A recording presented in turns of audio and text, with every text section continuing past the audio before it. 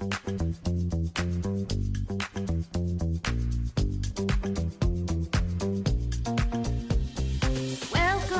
to the Glen Alex Show, where your health matters, set your mind, let it flow. Joyful, connected, confident, complete.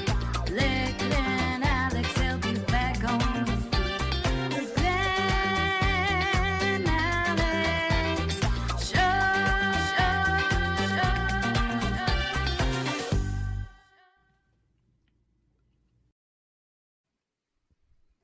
Greetings, I'm your host, Glen Alex, and this is The Glen Alex Show, live on the Bold Brave TV network. Each episode of The Glen Alex Show focuses on a different aspect of health, because my life's work is about total health, and I am on a mission to help as many people as I can be joyful, connected, confident, and complete the life experience we call wealth, WELLTH, which is health plus other riches. And I'm super excited about this episode of the Glen Alex Show because it is on the science of thoughts, how thoughts become things. So please help me welcome my guest, best-selling author, Barry Nicolaou. Hey, Barry. Hey, Glenn, thank you for having me. It's so beautiful to share this space with you. Oh, I totally appreciate you taking time to do this. So please take a minute and introduce yourself. Well, it's very early in the morning here in Sydney, Australia. It is a Yes, it beautiful is. moment of the day to just talk about this beautiful subject that we're going to be unpacking today. But essentially, my life's been a bit of a whirlwind. It's a little bit of an up and down, like most of us, up and down kind of valleys and peaks of our struggles, but also our triumphs as well. So it's been pretty cool. I kind of got this inspiration about 7 years ago for me at a cemetery of all places. Kind of was a little bit surreal for me. It was a moment of clarity that really struck out. Like cemeteries are really kind of rich places for me.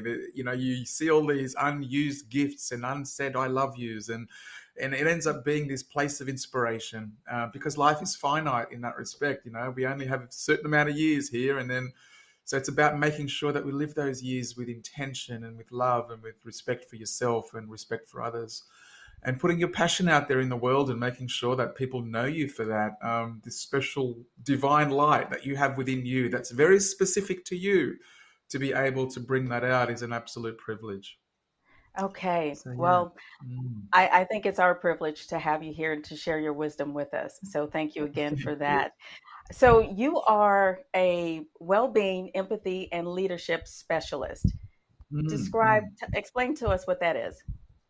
Well, it's interesting because my work pre-COVID, pre-pandemic was with one-to-one work. So I was helping individual people to kind of get a grasp of who they are and to try and move forward from, a lot of trauma that they've had in their lives. And I love that. I love the one-to-one work for me. And then COVID hit. And then what we found was that corporations were in desperate need of this help as well. Mm. It wasn't just individuals. So I had a lot of people reach out to me. HR departments from corporations that were saying, "Hey, Barry, would like to understand more about what you do and what you're up to because, we have this workforce that feels underwhelmed. A lot of us are working from home. A lot of us don't know what to do when we come into the office." And I felt this was such a natural progression for me from a business point of view, but also from an empathy and heartfelt point of view as well, where I have translated my spiritual practices, where I help people understand who they are and transcend those programs into the corporate space. And it's been an absolute ride. It's been so, so great because it's helped me go on a learning curve, but it's helped so many corporations in Australia. We're looking at a couple of government contracts now. It's getting Okay. very, very exciting because Wow. you start to understand that money isn't the currency anymore. It's energy. Energy is the true currency, and we have to spend energy very wisely. And what we find, and in my line of work, what we uncover is that the amount of energy we spend that isn't for our highest good, and where that energy comes from, it's usually habitual thoughts or inherited thinking. and you think to yourself, if we were just a little bit more careful on how we spend our energy, just like we're a little bit careful with how we spend our money, we don't Hmm. kind of just blow it because we have to have some, or we hope that we have to have some in reserve, for a bit of Right. an emergency, right? So our energy is the same, but we don't view it that way. So we only view it as, oh, we'll just spend it with whatever TV show comes on, we'll watch that. And whatever friend enters our lives, we'll just listen to them. And whatever food that's in front of us, we'll just eat that sort of thing. And we're not discerning enough about the health oriented aspects of those decisions. Okay. So it ends up becoming very, very, I end up becoming like a surgeon in some respects. I kind of look at where our thoughts are manifesting and then making sure that they're coming from a place of wanting to release who we are as people and make that a value-based proposition into the world. Okay. Wow. That's a lot. It's a lot to And it's swallow. yes, and it's a lot of good stuff. What I'm Yeah. uh, Yeah. what I'm interested in, though, before we get into the actual science, which I find Mm, mm, absolutely fascinating, mm, is it's obvious that you're passionate about your work. mm, So, mm. what Yes. was the trigger for you to go in this direction? Wow, that's a really deep question. So for me, I found a lot of unhappiness in the world. And this is going to sound like a really simple answer, but it's the truth. I wanted to be a beacon for light.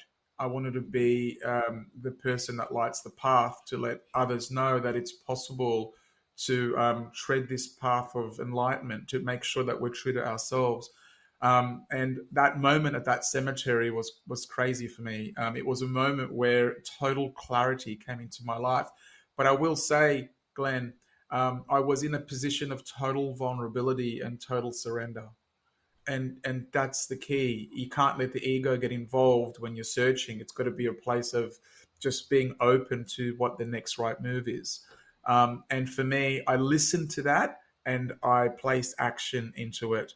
And I think that's the key is when we get those whispers, we have to make sure that we take the next right move from that because it's a specific path made just for you. Yes, So, yes. yeah. Okay. Mm. Well, thank you for sharing that. We'll get into that more when we come back from break. I'm Glen Alex, Sounds and this is the Glen Alex Show live on the Bold Brave TV network. Stay tuned. We are back. I'm your host, Glen Alex, and you are watching the Glen Alex Show live on the Bold Brave TV network. I am here with best-selling author Barry Nicolaou, and we're talking about the science of thoughts, how thoughts become things. And when we left the previous segment, oh, before I get into that, let me remind you all who are watching live that you can type a comment in the chat section and we'll address it throughout the show. You're also welcome to call in later when we open up the lines for your calls in segment 5. So feel free to comment and chat anytime. So I'm here with Barry Nicolaou, and we're talking about the science of thoughts. We left off the first segment when Barry was telling us about his what ignited his path to do the work that he is doing. So Barry, just were Mm. you as spiritual before that graveyard moment, or it became more spiritual afterward? I was religious. I was Christian, and I am Christian today. But I was also searching, and I was very perplexed with the trajectory that my life was going on because Glenn, it was interesting. Like I was earning money, right? Don't get me wrong, but I wasn't fulfilled. There was a Hmm. sense of me that just wasn't being fulfilled. And I didn't know why because I thought that fulfillment just came from earning money. And I've long since discovered that it's not just in the earning of money that feeds your soul. So at that moment, it was a total moment of vulnerability. I more or less felt three words that bombarded my soul. And those three words were live your life.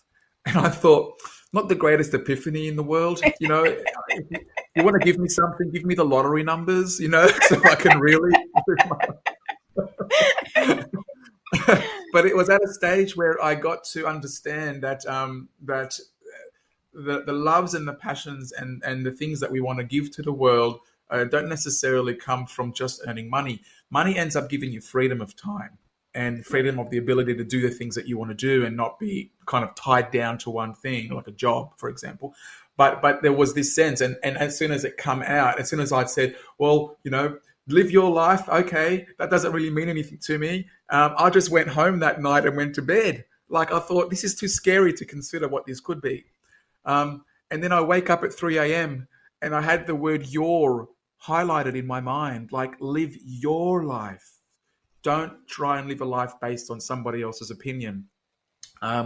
And then I just started writing at 6 a.m. in the morning. I just started writing about all the things that lit me up and I started researching people that came from ultimate hardship and that had ultimate success and fulfillment. And how did they do it? And what was their path? And then you start to I had chapter headings and I had all these, and this thing looked like a book.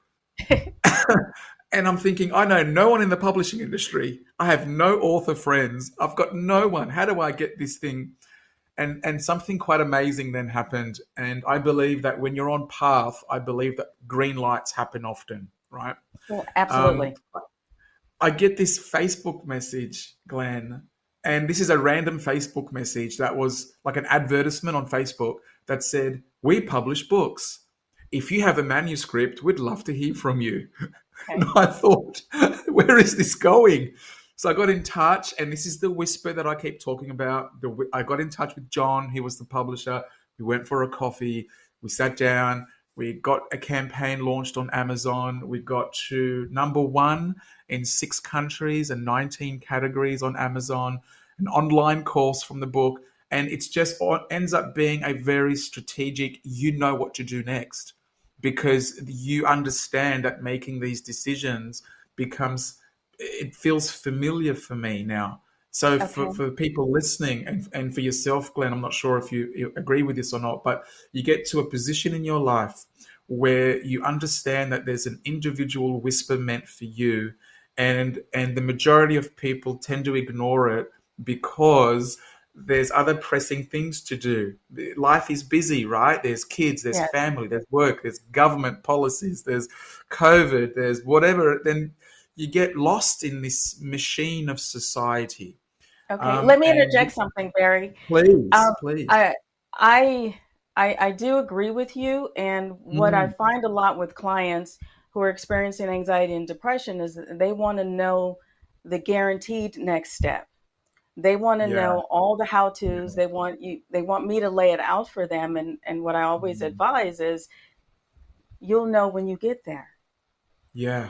You Learning will. is in the doing. You can't foresee every single step. You learn to adjust, and if it Yeah, works in the moment, keep doing it. If it doesn't, do something else. And yeah. that's how you walk and you learn and you grow and you heal yourself basically from these things that ail you. And you're absolutely right. We are Mm, way too materialistic, mm, way too mm, mm. materialistic. So Yeah, it it's sounds like okay. once you started on your path, then Mm. it unfolded for you naturally.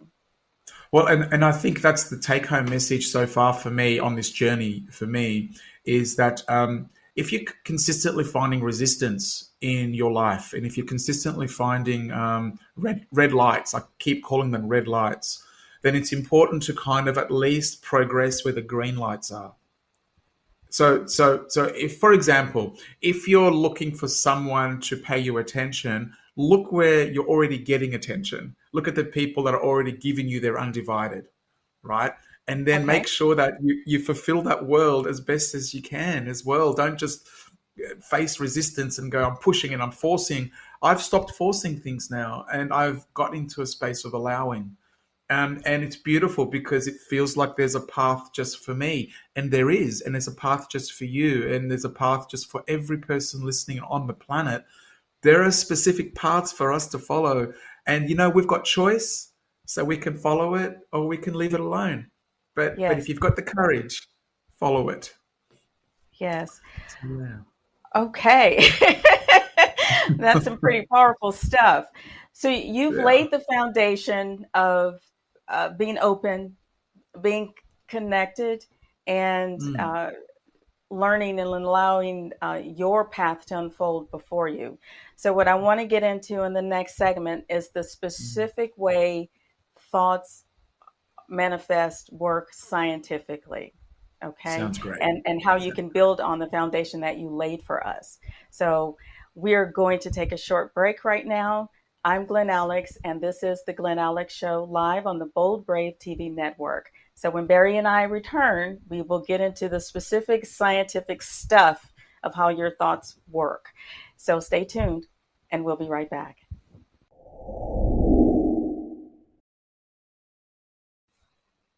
Welcome back. I'm Glen Alex, and you are watching The Glen Alex Show live on the Bold Brave TV network. I am here having a fascinating conversation with Barry Nicolaou, well-being, empathy, and leadership specialist. And we are about to get into the science of thoughts, the actual way thoughts work scientifically. So I'm looking forward to this segment. Barry, you Yes. laid the foundation. So It's go exciting. for it. It is Okay, exciting. So cool. go for it. I'll try to fit as much in. So I guess before we get to the science, I just want to talk about Einstein for a minute because I always go back to science when I want to understand something. So the left brain and the right brain is working in tandem. Okay. So Einstein postulated this very, very deep question that not many people know about, but we answer. We either answer this question subconsciously, either we don't know we're answering it or we answer it consciously. So we make a specific decision to answer this question. And the question is this, and everyone has to answer this question that's listening right now, which is, do I believe that I live in a toxic universe, or do I believe that I live in a friendly universe? Now, the point of the question is not to give me a long, drawn-out answer of, "Oh, Barry, there's both, and this is the reasons for both." You've got to reduce your answer to one word, which is either toxic or friendly, because that's what you end up manifesting from. That's your core pivotal manifestation point. So if you Okay. genuinely believe the world is toxic, and there's no judgment here, right? But if you do, then you will then see events and scenarios and people and situations and circumstances that support toxicity. Whereas if you are a kind of Barry, I believe the world's a friendly place, you will also see situations, friends, circumstances, and people that match that view. And then you will live a life based on those views, right? So that's the very, very important next step to consider before we're talking about the science. So once Okay. you've made that decision, whatever it is, you get to a point where you understand the science. And this is the science. So I want you to look at your hand and I want you to consider that you've got flesh and bone, which we all know. And in that flesh and bone, you take a microscope. The doctor will take a microscope and they'll say, "Well, Barry, inside your flesh and bone, there are cells." And we all buy that. And then you go down further still into cells and you go, "Well, what's inside cells?" And you'll find molecules. And you go, "That's interesting. So let's go further down. Let's see how far we can go here into the human body, right?" And you go down into molecules and you'll find atoms. And then you go down further still into atoms, looking for your source, looking for where things come from. How do you exist? How is this possible? And inside atoms, you find subatomic particles. And because you're an inquisitive type of person, you want to go inside subatomic particles and you want to go, "Well, what's inside those? I want to go deeper in the body." And you see these little things called quarks, Quarks. You can Google quarks and have a look. Now, when you look at quarks under an electron microscope, what you'll find is that the molecular structure of quarks shift, they change. And you wonder what actually is making them do that. Why are they shifting and changing? And from all the research that I've done with my new book, I've looked at all the science around the world, and from what I can find, the only thing that forces quarks to shift like that is thought. Thought. So the Okay. Just one observer quick effect. question. Are Please, you yeah. are you talking about quantum physics? I am. We're getting into the quantum physics area now, which is pretty cool. So you look at observation. So you're actually looking at this quark, and you give it a positive thought, you give it a negative thought, and it actually shifts molecular structure. So when we say thoughts become things, that's the chain of events. That's the family tree, more or less, that goes back to thought, and that you see things into physical reality. So if you're looking for a person, or if you're looking for a person to help you in business, or if you're looking for someone who you want to have a life partner with, or have a great life with, or if you're looking for a doctor that can help you with cancer, or whatever the question is, and you consider the thought, that's the chain of events that runs right up to the physical world. So it's pretty cool to consider that. So thoughts have this huge manifesting impact. Everything that exists today that was man-made, everything was once a thought. Everything existed as a consideration, as a thought. I wonder how we could make this work. Like even this beautiful program we're talking on today, it was a thought in someone's mind. I wonder how we can get this beautiful show up and running. And all of a sudden we're talking on it. So it's kind of real now. So this is what's really cool. You start to consider that anything that you want in your future and anything that you've had to date was once a thought that we've added emotion to, that we've manifested into the real world. Okay. So, what would you say is more impactful, the emotional attachment to the thought or the frequency of the thought? I would probably weigh it to the emotional attachment. Actually, they're almost one in the same for me. So I've looked at it, and if I, for example, I have a friend right now, just to give you an example, and he's got stage 4 cancer, right? And he is not going down the traditional route of seeking chemotherapy and going to doctors. He's looked at mindset, nutrition, and exercise. He's looked at those 3 things. And he's going to the doctor, and the doctor is saying to him, I don't understand what's happening with you because you're not taking the traditional methods that we apply in Western medicine, but the cancer feels like it's actually receding in your body. I don't know quite what's going on. Oh, And, wow. he's saying, well, I'll tell you it's very forthright. I'll tell you what's going on. I'm changing things and I can see results. And I'm not saying that everyone that's got cancer is gonna ail themselves this way. But isn't it interesting that if thought has the power to create destruction, then you also have to award it with the power to create health. Yes, So you can't absolutely. you can't just look at it through one lens. So if you see, for example, if you're a toxic kind of person and say, "Oh, Barry, the world's a toxic place," and you give me examples, you have to admit that it has to go the other way. Like that has to the pendulum has to swing the other way. And this is what I keep reminding myself and the people that I coach and the corporations is that we get habitually down a negative path, and because we've done it for so long, it becomes normalized. And then we don't know and we don't remember feeling any other way because we've just kept doing it over and over again. And it just feels natural and normal to the mind and to the body to talk about this stuff or to, to complain, right? It Yes, becomes normalized to complain. And yes. then all of a sudden we forget to be grateful for the million good things that are happening already for us. Oh, So we it's often ignore the duality of our existence we and perfectly see put. things all one way or all the other. Yeah. There's a lot of gray area, and there's a certain kind of balance to things, Mm, I think. I think there's definitely mm, a balance, good, bad, light, dark, those kinds of things. And when we mm, just stay centered on one, we rob mm, ourselves of the opportunity to learn and grow and to experience the fullness of life. mm. Spot on, absolutely. And if you wanted a great example on how to consider how the mind works, if you think of soil, the soil in a garden is not biased to growing a rose bush.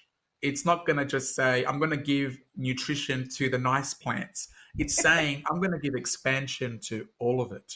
Yes. Whatever you plant in me, I know that you know what you're doing. So you'll Even plant weed. weeds. Yep, yep.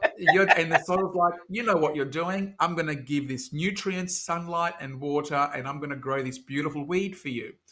And then we say in our wisdom, I don't want weeds. And what does the soil say back? Well, That's what you that's what you planted. right. So God's given us the ultimate form of checks and balances. He's saying to us, you can do whatever you like. but you might want to plant some rose bushes every so often. And we're saying, well, yeah, okay, but it's a noisy world, and there's lots of seeds everywhere, and everything's growing at different rates, and there's different things growing all the time, and we've got messy gardens. And God's like, well, you have the ultimate form of growing whatever you want. So we have to, in more or less, become a very discerning gardener. We have to get really cultivating and understand, not so much dig up the soil, because the soil's job is already there. It's Right. about, what are we doing? What are we planting here? And making sure that we don't blame anyone else for the plants that we have in our own backyard, because a lot of them are seeds that we've planted Okay. ourselves. Mm. Okay.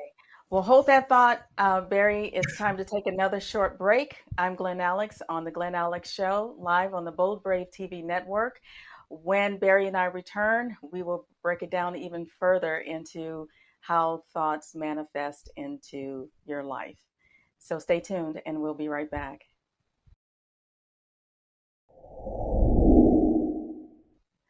We are back. I am your host, Glen Alex, and this is the Glen Alex Show, live on the Bold Brave TV network. Here, having a fascinating conversation with Barry that I'm getting caught up in myself about the science of thoughts and how your thoughts manifest in your life. So, in the previous segment, Barry just laid it out there for us how the science actually works, quantum Mm. physics of thought. And so, Barry, I want to take a look at unwanted circumstances. Yeah. What Well, do you have to say how long? about that? How long do you have? Um, There's a lot of those.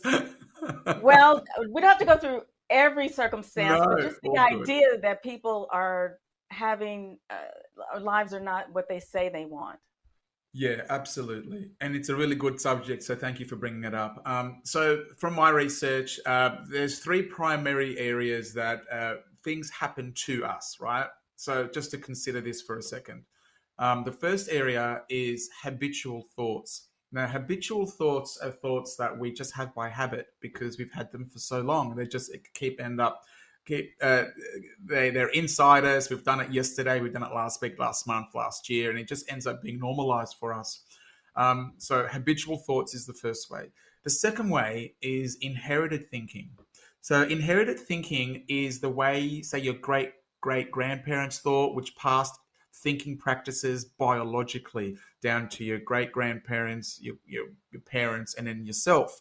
And there's a lot of good thinking practices there. You be honest with people, honest with yourself, you love deeply, you save your money, you do all these right things, you help society, all these great biological traits get passed down.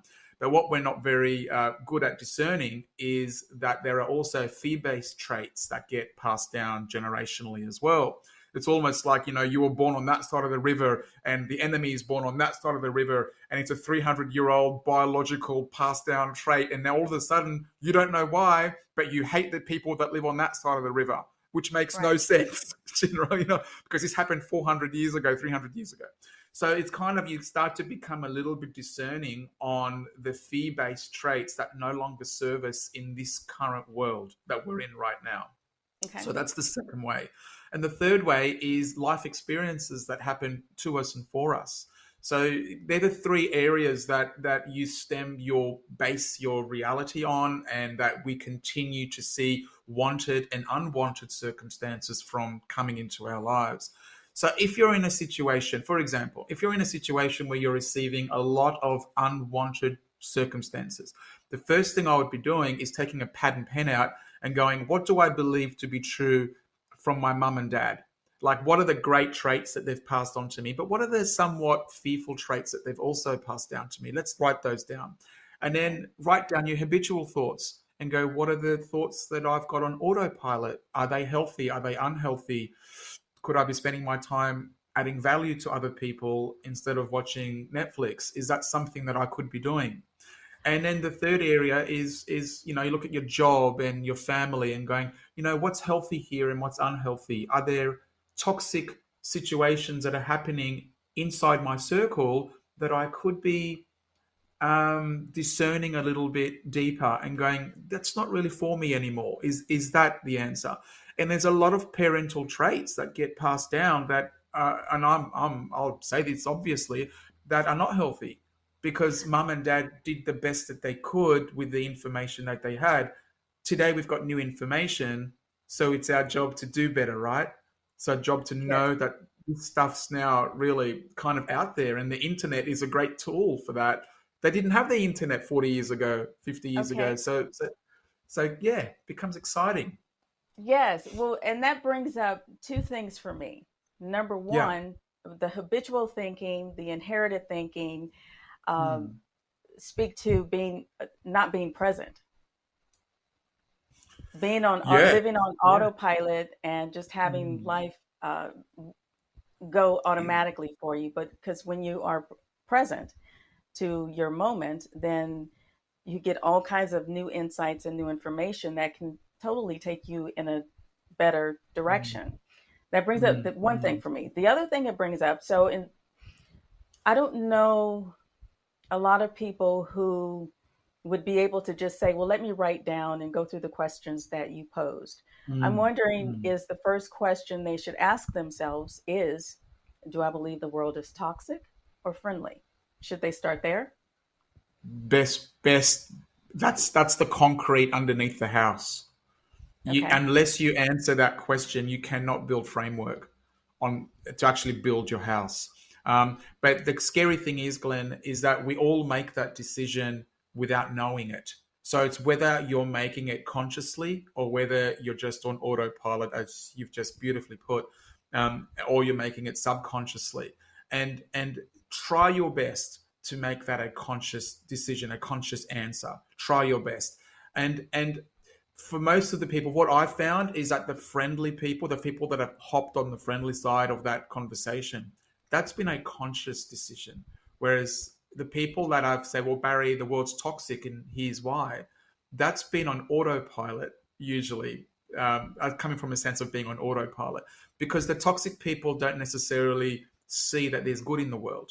They are just keyhole focused on their pain and Yes. keyhole focused Yes. on the events that are real that are happening in the world. COVID, this attack in Ukraine, babies dying from like all these horrible things, but then they're not weighing that up with anything else. And you know, we all see these court of law scenes where the prosecution and the defense speaks, right? Well, you Right. can't just let one side talk and then shut the court down. You've got to be able to kind of both lawyers have to be able to present their arguments and you know the friendly people know that there's toxicity, but they just don't live there. Yeah. So Well, yeah. I'm putting out a call for everyone who's watching live and who will watch the replay to ask Mm, yourself that question. Do you believe the world mm, is toxic or friendly? And start there and make it a mm, conscious answer. And either answer is fine. That's just the place where you start. So mm. we'll pick up a little more about that on the other side of the commercial. It's now time to take another short break. And when we come back, we will take your calls. So dial um, 866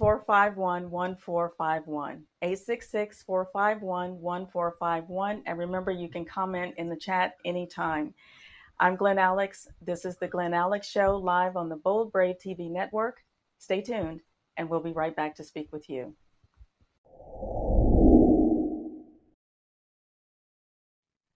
Welcome back. I'm Glen Alex, and this is the Glen Alex Show live on the Bold Brave TV network.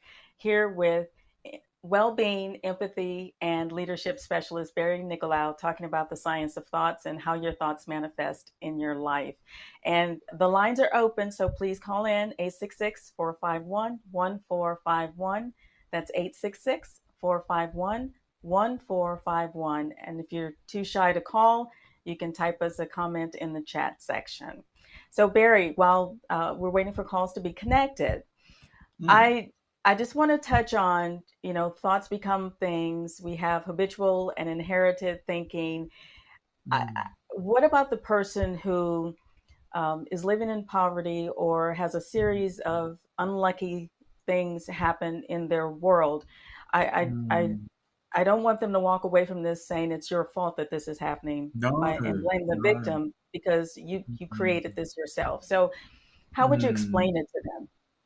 Well, it's really interesting because I've had this conversation come up a few times before, and I currently have a family that I am helping out in Uganda, right? Just right now, just to give you an idea of what's going on with me. Okay. And they're in a situation where I'm sending them money to build a pigsty because they want to have pigs to be able to support and make money and how else.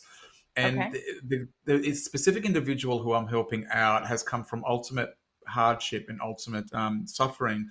And what he has said is, he said, Barry, I have to be in a position where I understand that there's good things happening in the world, as well as well as what I'm going through as well. But he said, I want to thank you for being in a position to be able to help me. So if you're in a position where you're really down and it all looks bleak, just have a look at the next person you could possibly give assistance to. And I know that sounds like a really kind of horrible thing to say in some respects because you're going through such hardship yourself. But whenever you're down in the dumps, whenever you feel that life is giving you lemons consistently, there's two ways to handle it usually. And this is coming from personal experience because I never used to be doing what I'm doing now. I could either get down on myself, and I really did for many, many years. And then the thing that turned things around for me was I said, how can I add value to other people's lives as best as I can?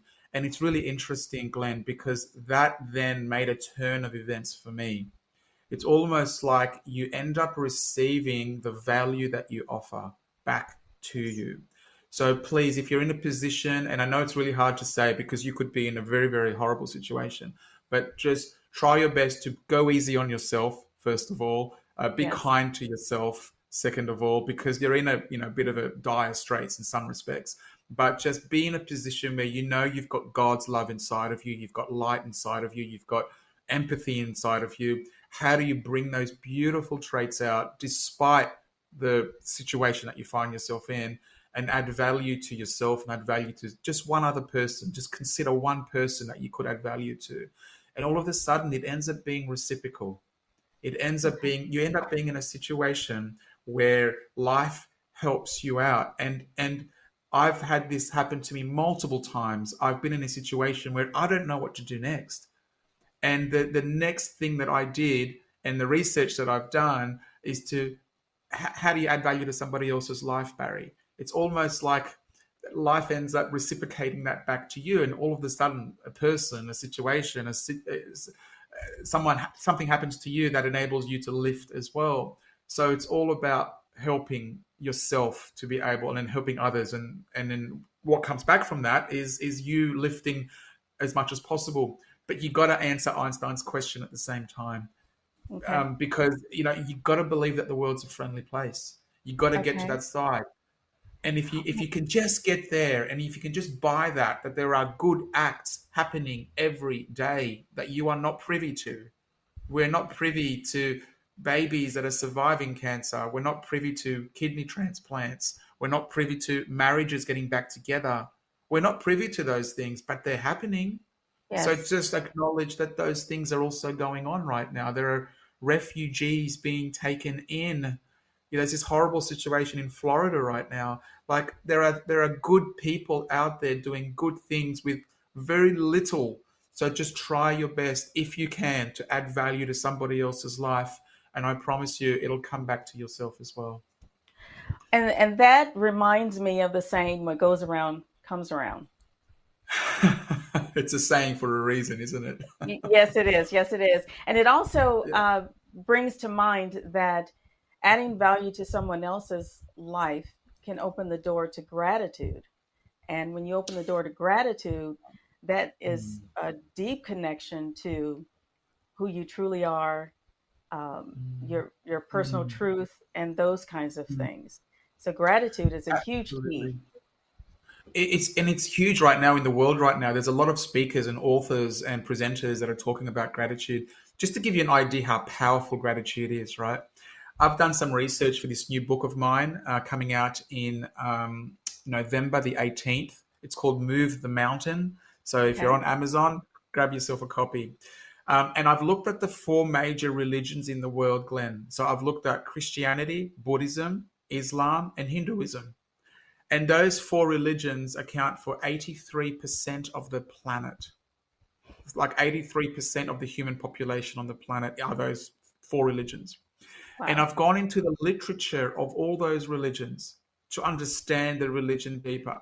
And do you know what's in all of those religions? Gratitude. Gratitude. Gratitude ends up being a core founding pillar in all those four religions. So, for example, okay, if you wanted to get four people, let's say you had an Islamic cleric, you had a Christian priest, you had a Buddhist monk, and you had a Hindu holy man, and they're all sitting around a table, and they all had their opposing views on why their religion is right and why they believe it. And if you throw gratitude on the table and say, what do you guys think of this? They will all nod their heads and say, Mm-hmm. yes, you are right. So that's the best place to start to build a conversation on. We've got the framework now. We've got the base of the house. The concrete is there. How do we get people talking again? So if you're in a situation where you've got opposing views in family members, or if you're in a situation where you've got this part of you that doesn't quite know how to make the next right step, try to find common ground with who you're with. Oh, you both might agree on gratitude could be a founding pillar of it all. And then you can start to build a conversation based on something you both agree on. And I Okay. think that's a really good way to consider conflict resolution. And it's also a good way to consider that the great spiritual masters of the last 2,500 years, they were always talking about gratitude and higher human awareness. Mm-hmm. And it's really important to consider this. Just to give you a quick example, if Well, Glenn, if you and hold I that were up thought. in a I, I'm yeah, going to go have for it. to cut you off. It's time to take our last Go. break. There's too Sorry, much to say. Barry. Okay. Okay. I Go am for it. Glen Alex, and you are watching The Glen Alex Show on the Bold Brave TV network. When we come back, Barry will sum it all up for us. So stay tuned, and we'll be right back. Welcome back. I'm your host, Glen Alex, and you are watching The Glen Alex Show live on the Bold Brave TV network. Having a fascinating conversation with best-selling author Barry Nicolaou. Wish we had all day to talk about it. Unfortunately, we don't.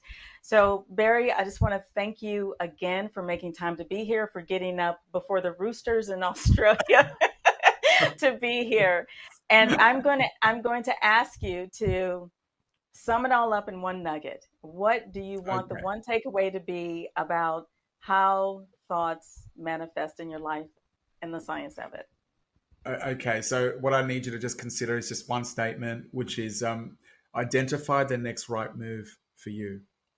So if you've got something you want to materialize, what would that look like? What would the next right move look like? Don't look at the whole thing that you want to manifest right now. Just look at the next right move. Would it be to call your accountant, to look at friends that might know someone beautiful for you as a partner, or whatever the next right move looks like for you? If you're inspired by this show and you're inspired by what's inside you, use that fuel and make the next right move. Okay, Mm. fantastic. Thank you for that. Now, if That's okay. someone wants to contact you or do a consultation with you, how can they Yeah. contact you? So just type my name into Google, just Barry, Barry, and then Nicolaou, Nicolaou, .com is the website. It's very easy. Or just Google me and you'll find the first one or two pages on Google has all my contact details there. So Oh, all good. fantastic. Yeah, BarryNicolau.com. perfect. Okay. Thank you so much, Barry, for being here. I deeply appreciate it. And I love Thanks. what you shared with us, and I really hope everyone takes it and runs with it. So thank you Thank, again. thank you for having me. It's beautiful. Thank you. You're welcome. You take care. Bye. Bye. Okay. Well, and I thank you so much for tuning in today, and I really hope you learned something and will use the information because thoughts do become things. If you change your thoughts, you change your outcomes. Negative, unrealistic, and anxious thinking do manifest in your reality. Yet you have more control over your mind than you think. So use your power to fill your mind with thoughts that empower and inspire you. Visualize the life you want in as much detail as you can, because thoughts do become things. So make the most of it. I'm Glen Alex, and this is the Glen Alex Show on the Bold Brave TV network. Please visit glenalex.com if you want to learn more about my work in total health, and join us next week for more on your health. Until next time, be well. Joyful, connected.